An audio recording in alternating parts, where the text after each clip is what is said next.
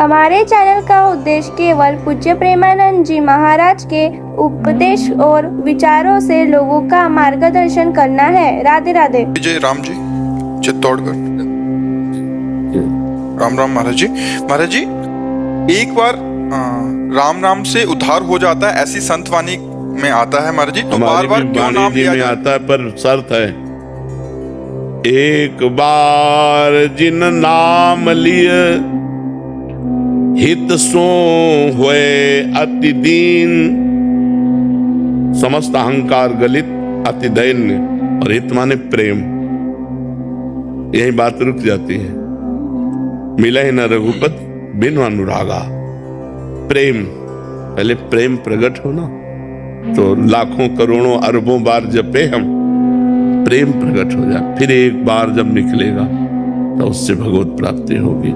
एक बार जिन नाम लिए हित सो हुए अति दीन, ताको संग न छाड़ही ध्रुव अपनो करिलीन।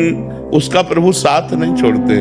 जो प्रेम से अति दैन्य, जिसका संपूर्ण अहंकार गलित हो चुका है और जो भगवत प्रेम को प्राप्त हो चुका है, एक बार पुकारता है तो भगवान उसके सामने होते हैं। समझ रहे ना? हाँ। और 10 नामापराधों से रहित होकर के जो भगवान नाम जप करता है वो प्रीति को प्राप्त होता है। तो हमें बार बार नाम जप करना है, सावधानी पूर्वक करना है, हमारा अहंकार गलित हो जाए हमारा, और धीरे धीरे नामाकार वृत्ति करनी है। जैसे माला हाथ में चल रहा है, मुख में नाम चल रहा है, लेकिन मन संसार में चल रहा है, तो कनेक्शन सही नहीं है। तीनों चीजें एक बार होनी चाहिए। कर में तो माला फिरे और मुख में जिह्वा माए, मनुआ 34 फिरे सो तो सुमिरन ना आए। सुमिरन किसे कहते हैं? जब मन उसी में लग जाए। हम राम बोले, राम हमारी आंखों के सामने, राम हमारे कानों में सुनाई दे रहा है, और राम का ही हमारा चिंतन हो रहा है। संपूर्णतया पूरा अंतःकरण रामाकार। वो भजन बहुत जल्दी, पर प्रारंभ में सबकी दशा थोड़ी इतनी होगी, इसलिए कहा जाता है भाव को भाव अनख आलस हो, नाम जपत मंगल दिशि दस हो। 10 दिशाओं में उसका मंगल होता है, चाहे भाव से जपो चाहे कुभाव से जपो। पर इतने से जब आगे बढ़ता है तब उसकी बात होती है कि मन के साथ सुमिरन होना चाहिए, क्योंकि बंधन और मोक्ष मन का है। मन विषयों में लगा तो बंधन का कारण है, और मन भगवान में लगा तो मोक्ष का कारण है। भगवान अजामिल का जैसे उदाहरण, हाँ, अंतिम समय, अंतिम समय उसका अंतिम समय था, और उसने अपने पुत्र के बहाने नारायण पुकारा।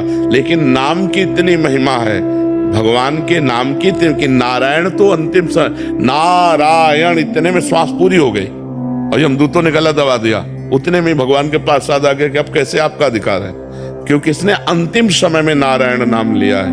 अंतिम समय के उच्चारण के कारण, नाम उच्चारण के कारण, भाव वहां नहीं था।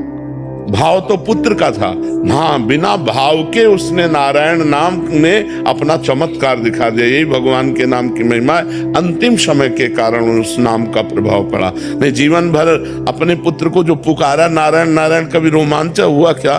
कभी उसका भाव बदला क्या? पुत्र को पुकारता, लेकिन अंतिम समय जब नारायण पुकारा तो उसी समय भगवान के पार्षद आकर और उसको जीवन मुक्त अवस्था प्रदान की, उसको अवसर दिया। हरिद्वार में फिर जाकर उसने साधना की और भगवत प्राप्त महापुरुष हुआ। हमारे यहाँ रामचरण जी महाराज हुए भगवान आचार्य, राम स्नेह संप्रदाय के। उन्होंने फरमाया है कि अजान भजिया का यह शरणाना, तो जान भजिया का कहाँ भक्त। हाँ, अगर हम जान करके नारायण नारायण जपेंगे तो हमारा कल्याण क्यों नहीं हो जाएगा? बिल्कुल बिल्कुल। एक छोटा सा और भाव है भगवान, नाम जप, सत्संग और प्राणी मात्र की सेवा, 3 अलग है, पर श्रेष्ठ मार्ग क्या है भगवान?